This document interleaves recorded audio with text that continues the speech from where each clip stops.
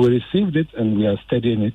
The next steps will be to acknowledge it tomorrow, and then we'll determine whether by an interim assessment or an initial assessment, whether the allegations that have been made really trigger the mandates of the Commission. And how do you come to making that judgment on whether or not to proceed or just terminate it at the initial stage?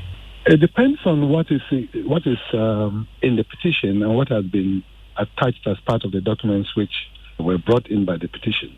After studying them, we may undertake a preliminary investigation. We may even invite the lawyer for further and better particulars in respect of aspects of the petition. When we are satisfied that clear allegations have been made which trigger any of the mandates of the Commission, we would then proceed to determine who are the respondents in this particular case.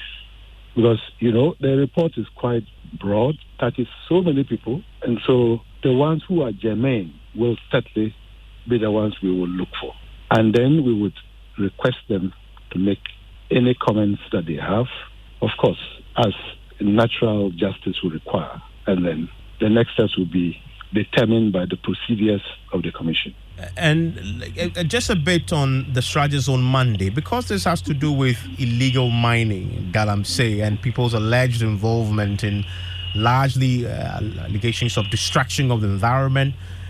What would you tell those who say, does this necessarily fall within the purview of CHRAJ? Well, I can give you a general answer because it's a matter that we're yet to go into. But as a matter of rights, the environmental rights exist. They are rights by themselves, which public officers and public institutions owe to the people of Ghana. And so to the extent that fiduciary relationships have been established between public officials in terms of their role in safeguarding the environment, if allegations have been made, those allegations certainly will be triggering the human rights mandate. But as I said, I'm speaking generally, if it comes to the petition, we'll look at the specifics of the petition and to what extent they trigger which aspects of the human rights mandate in respect of the environment.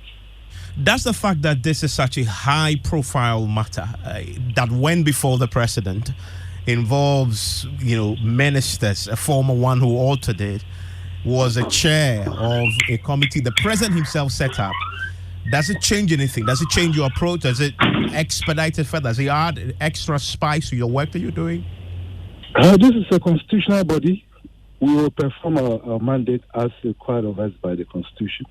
Whether the matter came before the president or not does not necessarily add any more weight or reduce the weight on it. And any timelines you expect for this to fall within? Looking at the quantum, the sheer size of the petition and the accompanying documents, and the possibility that we'll be getting back to the lawyers, if any, and then the preliminary investigation, I cannot put my hand on it. But I think, given the public interest that Ghanaians have over this protracted matter, we would, within the means available to the Commission, give it the deserved attention that this particular Galamsey issues, which have bedeviled the public space, deserve.